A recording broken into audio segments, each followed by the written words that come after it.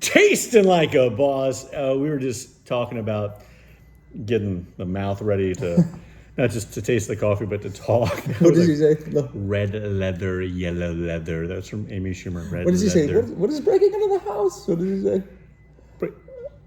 On Anchorman, when he's making. Oh, I don't know what that is. The children are breaking into the house. Or whatever. Is that his voice? Yeah. It's like when he's trying to like clear his voice. I can't remember what he says. Oh my gosh. Okay, well, this is brother of boss. What's He up? is here visiting, and we're going to do, and it's mostly going to be me. You're not a big coffee I don't fan. drink coffee, but I'll watch you. And I really wanted to do it just because I just don't get to see him as much as I want to, and I love him a lot. And he's still wearing the University of Miami, even though they lost that championship. Always. That's I'm okay. sorry. Sorry. Number 2 is not bad. Right? No. If you ain't first, you're last. And I know some of your, the eagle eye of you're like, wow, there's your Christmas tree is still up. It's probably still going to be up for weeks. So if it is, I apologize. I have other things to do. But today's review is the 4th of 5 reviews that I'm doing from single origin coffees from Bones Coffee Company. And today's is Guatemala.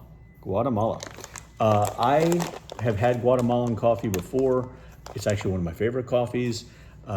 Chapin Coffee Company is a coffee that I have reviewed quite a bit on all their different stuff from there. And their stuff is from Guatemala, and they give back to charity. So I'm very well versed with these beans. But what's neat about this, Jason, my brother's name is Jason, is that this allows individuals to sort of just taste the different beans from different regions. And the other 3 were very interesting. This one here, again, their artwork is always awesome. And so I decided just to find out what bird this is. And that bird is called a resplendent quetzal. Resplendent quetzal. It's the national bird of Guatemala. And so I decided to look it up. And apparently, it used to be that if you killed one there, it was punishable by death. Federal. If you did it, which is insane. And it says here that they represent freedom and divinity. Neat. And by the way, they're just gorgeous birds. I mean, they really are. And it was thought that if you held them in captivity, which I don't know if you're able to do it, but they thought that they would die. Right? And because they would die in captivity, that's why it stood for independence and everything else. So I thought that's neat. So a resplendent quetzal, guys, that's it. We got the replication of the artwork on the back here. And on the back, some detailed information here. So it's from the region of, and I'm not going to say it right, is it Chimiltanago? Yeah, looks right. Chimiltanago. If I'm saying it wrong, I apologize. I'm not trying to. So it's Chimiltanago, Guatemala. And it's that region, I did look it up, is about 1,300 to 1,700 meters above sea level. It's in the volcanic region, but it's not near the highest elevation. The highest elevations, I think, are like 2,000 meters above. But you're going to get the benefits of the volcanic soil. You're going to get the benefit of the elevation and everything else. It is a medium roast coffee. The notes are supposed to be white chocolate, caramel, and citrus, and the process is washed. Wash processing is your typical. So what are we going to do? We're going to do a 4-way review, or at least you're going to watch me do a 4-way review. And that means I do it in cold brew. This has been cold brew for over 24 hours in the Bones glass. There you go. We're going to be doing it in the drip. We have it in the Bones mug, keeping their product placement in place.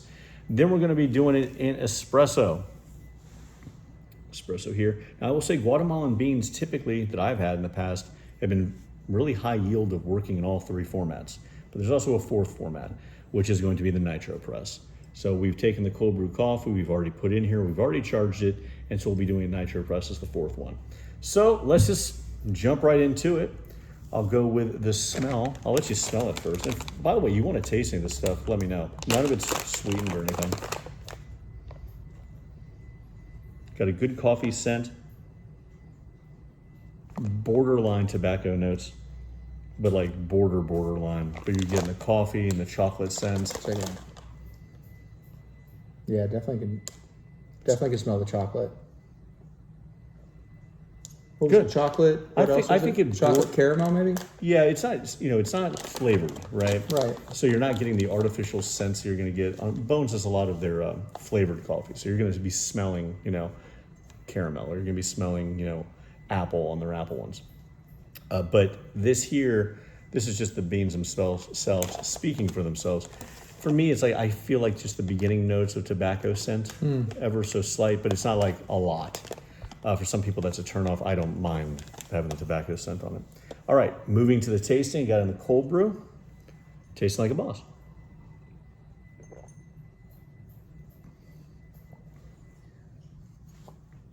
It's really good. I'm getting some caramel notes. I'm getting some chocolate notes. It's not overly earthy. It doesn't taste like a tea, but it doesn't really taste like one of those dark roasts or there's a bitterness that you'll get sometimes in cold brews. Let me try it out. Yeah, try I'm it. not a coffee guy, so Yeah. this is going to be like the novice taste test. And that's fine. I mean, at the end of the day, I'm not an expert either. It's not your thing. No, I mean, Yeah. it tastes like what I would think coffee would taste like cold, but I'm supposed to wait. I do taste that chocolate background a little bit, so yeah, it's pleasant. It's not bitter.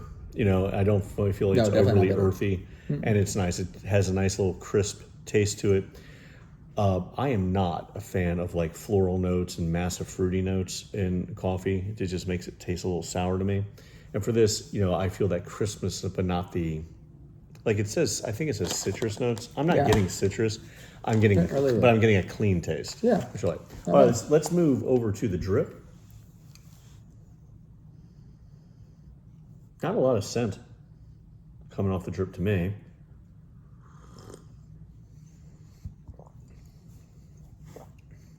See, now I'm getting more citrus notes there, but not in a bad way. To me, that makes it taste like a medium to light roast. It's brighter, you know. It does. Again, it's not overly earthy. It's a very good cup of coffee is what it tastes like to me. It tastes like a nice, fresh cup of coffee. Like I use this example that if I'm in a hotel and I go down for breakfast and I get the coffee and I pour this for myself,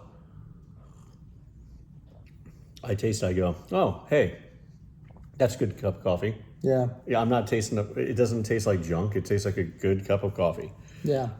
Is it the end all be all? Is it the best Guatemalan so far?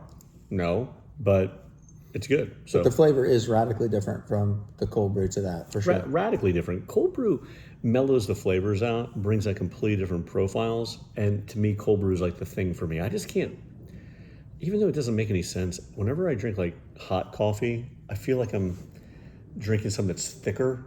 Does it make sense? And it just feels like feels kind of sludgy to me, which doesn't make any sense, but that's the way it is.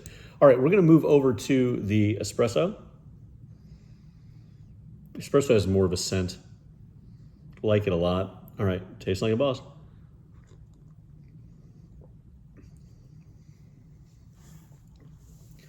And the problem with this is, it's good. It's just anything that's going to have anything that has a citrus note to it. Oh, it really highlights it, yeah. Yeah, it brings it up. That's all I taste. Yeah, and it's too sharp for me. Yeah. If I'm having espresso, I don't want to taste that sharpness. And I think there's some, man, I have that they're so sharp they become sour and like rancid tasting. And it's like, no. So I don't feel that way with this. I mean, this is definitely one you can have in all three formats. Is it the best Guatemalan coffee that I've had? No, it's not. I still think Chapin is the best. So when I watched you make that espresso, there were like 4 or 5 different tools that you used. So again, I don't know much about it. So walk me through just exactly the tools that you use and what were they for? What he's highlighting on is I've become more pretentious in my coffee making over time. I, again, am not an expert in any way, but I figure if I'm taking the time to make an espresso for myself, I have these little rituals that I do that I know that they're not all necessary. I know they're not, but I do it just because it makes it an event. It makes a special thing for me. So I have my coffee ground very fine, which everyone's doing that. I've got my machine. I have the cup out. Most people can scoop the stuff in, put it in, and use the tamper on the top, and that's it. But I've gotten to the point where I use my little magnetic thing that I lay down so I can pour the stuff in if I want, shake it, pull that off, and then I have like the needle agitator, and I'm agitating so I can make sure the clumps are completely undone. So it's all just fine. And I remove the magnet thing, Then I take this thing, looks like a hockey puck. I push it down and I spin it. Yeah, it was heavy too. Yeah. And then I take my tamper and I tamp it. Like, again, it's something that you honestly don't need to do. But for me, it makes the experience. I do this for a reason. I do it because it's fun.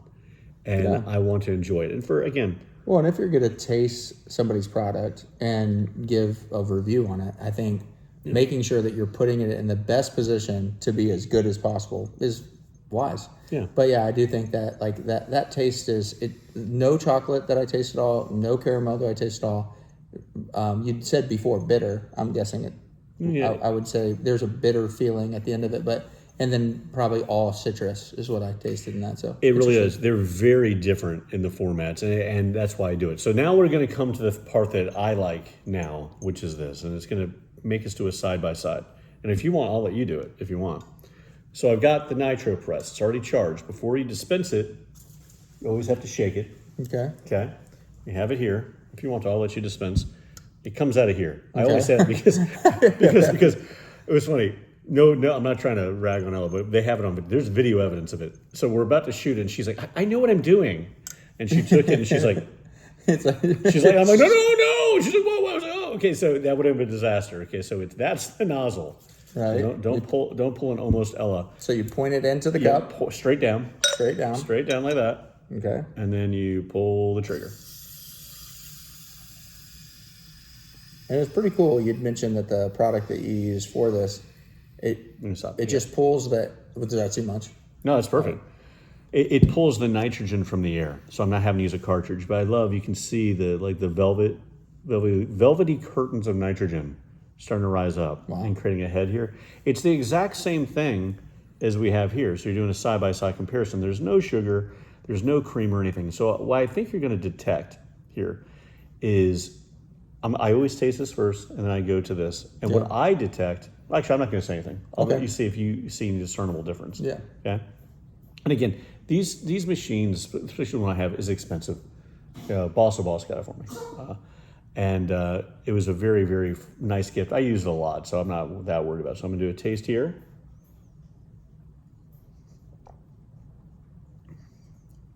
It's funny, when I come back to that after having the others, it's more like tea to me. But I like it. Yeah. Some people might find it's too watered down. It tastes like a Boss. Yeah. All right, before you say something, let me see if I see what I'd say.